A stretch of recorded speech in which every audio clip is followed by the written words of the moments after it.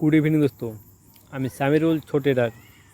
আজকে 17ই মে, চলুন মার্কেট করি। দেখতেই পাচ্ছেন আজকে মার্কেট খুব ভালো একটা ট্রেন্ডিং ছিল, মার্কেট বুলিশ ট্রেন্ডিং ছিল। তো চলুন আজকে কোথায় কোথায় বুলিশ ট্রেন্ডিং যেহেতু মার্কেট ছিল, কোথায় কোথায় ট্রেড নিলে প্রফিট, তো চলুন সেটাই দেখব। সর্বপ্রথম আপনি যদি এই জায়গাতে একটা ট্রেড নিতেন তাহলে প্রফিট তো, আর এই জায়গাতে আজকে দুটো ট্রেডই ছিল মার্কেটে।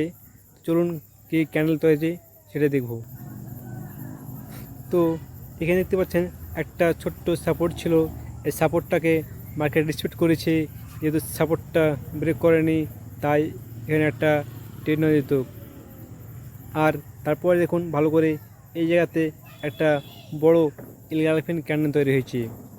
মার্কেট ছোট্ট একটু পুলব্যাক নিয়ে এখানে একটা ছোট্ট না বড় একটা এলিফ্যান্ট ক্যান্ডেল তৈরি হয়েছে, তারপর মার্কেট উপরে গেছে।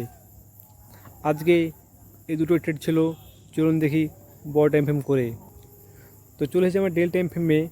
এটা হচ্ছে মার্কেটের সাপোর্ট ছিল একটা, আর এটা রেজিস্ট্যান্স ছিল। এই যে সাপোর্টটা একদম অলমোস্ট ব্রেক করে দিয়েছিল, কিন্তু মার্কেটটা যেতে পারেনি। এই সাপোর্টটা খুব সুন্দর কাজ করেছে, ব্রেক করেনি। এটা স্ট্রংলি একদম সাপোর্ট মার্কেটে হয়েছে। আর এই যে রেজিস্ট্যান্সটা, এখানে 25,000 একটা রেজিস্ট্যান্স আছে, সেই রেজিস্ট্যান্সটা মার্কেট পার করেছিল, কিন্তু সেটাও ভালো মতো যেতে পারেনি।